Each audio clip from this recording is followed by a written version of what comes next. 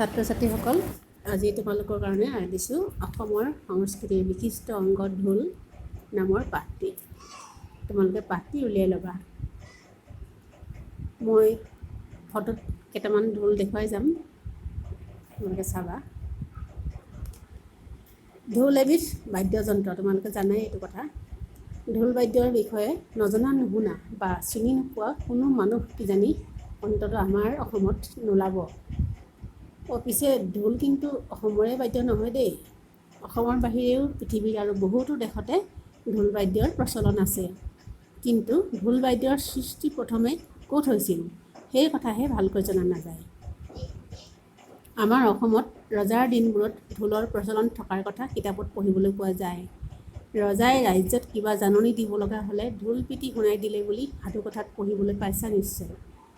যদি ৰজাই কিবা কথা প্ৰজাক জনাবলগীয়া হয়, এজন বা কেইজনমান মানুহে ঢোল বজাই বজাই ৰাস্তাৰে গৈ থাকে। ঢোল বজোৱা শুনি মানুহৰ সমাগম হ'লে এজনে ডাঙৰকৈ ঘোষণা কৰি দিয়ে। ঢোল বাদ্যটো কৃষি সভ্যতাৰ লগত জড়িত জাতিসমূহৰ সংস্কৃতিৰ এটা অবিচ্ছেদ্য অৰ্থাৎ এৰাব নোৱাৰা অংগ। বিভিন্ন জাতিৰ মাজত প্ৰচলিত ঢোল বাদ্যবোৰৰ আকৃতি আৰু নামো সেয়ে বেলেগ বেলেগ হয়। এই ফটোবিলাকত দেখিবা নানা ধৰণৰ ঢোল আছে। এইটো বাংলা ঢোল। বিভিন্ন জাতিৰ মাজত প্ৰচলিত ঢোল বাদ্যবোৰৰ আকৃতিৰ নামবোৰ সেইকাৰণে বেলেগ বেলেগ হয়। অসমত বহুতো বাদ্যযন্ত্ৰ অনাদিকালৰে পৰাই প্ৰচলন হৈ আহিছে। ঢোলো তাৰে এটা। অসমীয়া ঢোলটো আছিলে, এইটো অসমীয়া ঢোল গামোচা লগাইছে আৰু এইটো অসমীয়া ঢোল, এইটো বাংলা ঢোল। আৰু এইবিলাক কোনোবা অন্য দেশৰ ঢোল, উল্লেখ পোৱা নাই ইয়াতে কি। ঢোল অবিহনে অসমৰ লোক উৎসৱসমূহ, বিশেষকৈ বিহুৰ কথা ভাবিবই নোৱাৰি নহয়নে। ঢোলৰ মাত শুনিলেই মন প্ৰাণ বিহু বিহু লাগি যায়। নাচিব নজনাসকলৰো গা মন ৰাইজাই কৰে। এই ঢোল বাদ্যৰ সৃষ্টি হৈছিলে মেঘৰ মাতৰ অনুকৰণত। মেঘে গাজিলে বৰষুণ দিয়ে। সেয়ে অসমৰ কৃষকসকলে ঢোল বজাই বৰষুণ নমাবৰ চেষ্টা কৰে। ঢোলৰ মাতত বৰষুণ নামে বুলি এটা লোকবিশ্বাস আছে অসমত। অসমৰ বিবাহ উৎসৱত পানী তুলিবলৈ যাওঁতেও ঢোল বজোৱা হয়। কিয় জানানে? নৈ বা বিলৰ পাৰত হেনো অপদেৱতা থাকে। অপদেৱতা মানে বেয়া দেৱতা। পানী তুলিবলৈ যাওঁতে যাতে অপদেৱতাই আমনি নকৰে, অৰ্থাৎ কাৰো গাত যাতে লম্বি নাযায়, সেয়ে ঢোল বজাই অপদেৱতাক আগতে খেদি লোৱা হয়। তোমালোকে ঢোলৰ মাত বাৰু চিনি পোৱা, ঢোলটোও চিনি পোৱা ধৰি লৈছোঁ। কিন্তু একেবাৰে কাষৰ পৰা ঢোলটো দেখিছানে? দেখিছা যদি জানা নিশ্চয় যে ঢোলৰ দুটা মূৰ থাকে। এফালে হাতেৰে বজায়, আনফালে মাৰিৰে বজায়। চাবাচোন, দেখিলা? এই চাইডটো ইয়াতে ভাল হ'ব। এই চাইডটো এইফালে বজায়, এইফালে মাৰিৰে বজায়। এই মাৰি লৈ আছে কিজনে, মাৰিৰে বজায়। হাতৰ আঙুলিৰে বজোৱা ফালটোক তালি বুলি কয় আৰু মাৰিৰে বজোৱা ফালটোক কয় কোবনি বুলি। ঢোলৰ খোলাটো, এই যে গাটো, সেই গাটো আম, কঁঠাল বা চাম কাঠেৰে সজা হয়।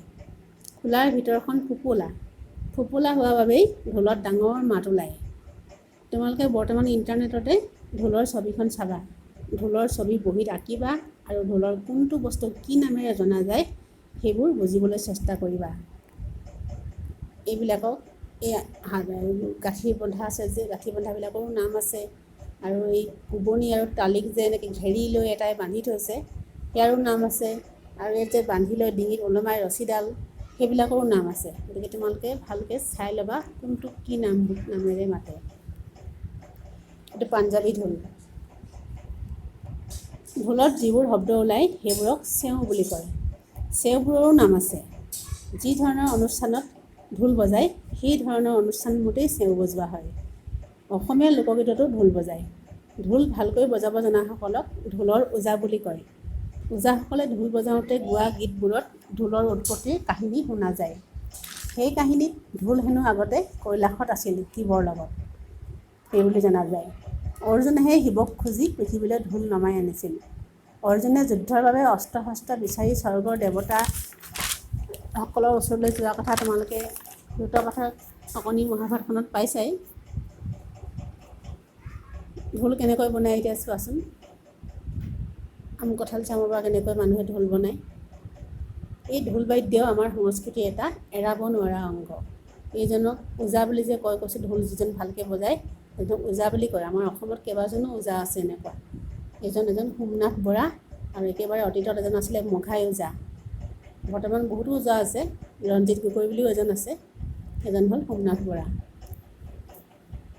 গতিকে আমাৰ সংস্কৃতিৰ যেতিয়া এৰাব নোৱাৰা অংগ এইটো, গতিকে আমি ঢোলৰ বিষয়ে জানিব লাগে।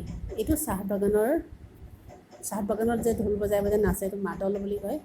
সেইটো আমি প্ৰত্যেকেই ঢোলৰ বিষয়ে জানিব লাগে, ঢোল বজাব জানিব লাগে। ছোৱালীবিলাকেও কিছুমানে ঢোল বজায়, ছোৱালীবোৰে ঢোলৰ মাতত নাচিব জানিলেই হ'ব বাৰু। ল'ৰাবোৰে কিন্তু ঢোল বজাবলৈ শিকিবা দেই। অসমীয়া ল'ৰা হৈ ঢোল বজাব নাজানিলে পিছত ডাঙৰ হ'লে কি বুলি গৌৰৱ কৰিবা।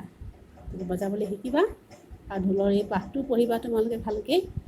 পঢ়ি লৈ ঢোলৰ ছবিখন আঁকি মোক দেখুৱাবা কোনটো বস্তু কি নাম। পিছত মই প্ৰশ্নৰ উত্তৰখিনি পৰাপক্ষত কৰি দিম। তোমালোকে পঢ়াখিনি নিজে কৰিবা আৰু যিটো নোৱাৰা সেইটোহে মোক ক'বা।